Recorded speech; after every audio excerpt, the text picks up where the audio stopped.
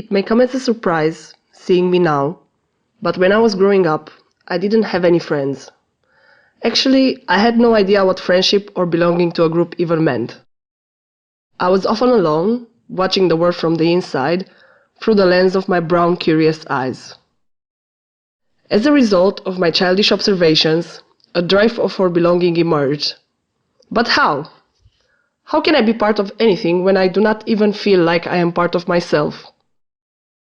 I guess I always felt disconnected from myself and from the world. All I had were my observations and my thoughts.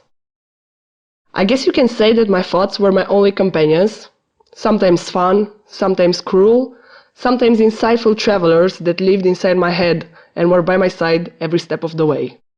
I think it's fair to say that while growing up, nobody really knew what to do with me. My parents, my teachers, my peers, all of them were baffled following our usually short, usually intense interactions. In my attempts of connecting to the environment around me and to the people that surrounded me, I was always told that I have to change in order to be accepted. I was always too much or not enough for people. It felt as if the world is too small and too big, all of the same time. As I grew up, my sense of disconnection grew with me. But hey, at least I know how to hide it now. Nonetheless, inside, I was screaming. I was screaming on the outside too, as if to draw the attention of people to my hopeless attempts to occupy some space in the world. I was scared that if I don't take up some space fast, I was going to disappear into nothingness. Now, you are probably wondering what this story is actually about. Well, this is a story of how I finally hacked belonging, but also a story about what I have lost along the way. Welcome to the party, they finally said. I was so happy. A party of people, not an army of thoughts, have embraced me and held me tight. It felt like home away from home. Finally, I have arrived, I thought to myself. I have arrived to the underground, home of outcasts, misfits, and drifters. Home of all the black sheeps. Home of, we accept you just the way you are, there is nothing wrong with you. I started doing drugs at the age of 15, and I never really stopped. It was never a criteria that I had to do this in order to belong to this newly found community, but in the same time, I was too scared to be rejected again. In order to sustain my new habit, I lied, I stole, and I hurt a lot of people. But I didn't care.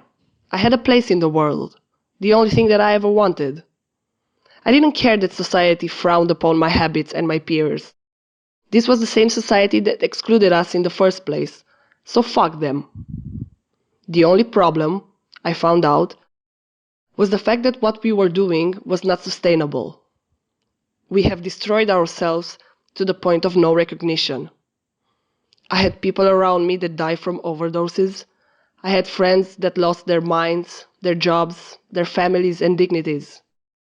But I guess I was one of the lucky ones, because I came out of that period with only crippling anxiety and a sense of confusion. But that's not all. I also had a lot of rage, a lot of anger. I wanted to burn down the society that denied us our place, just to remain neutral to our sufferings.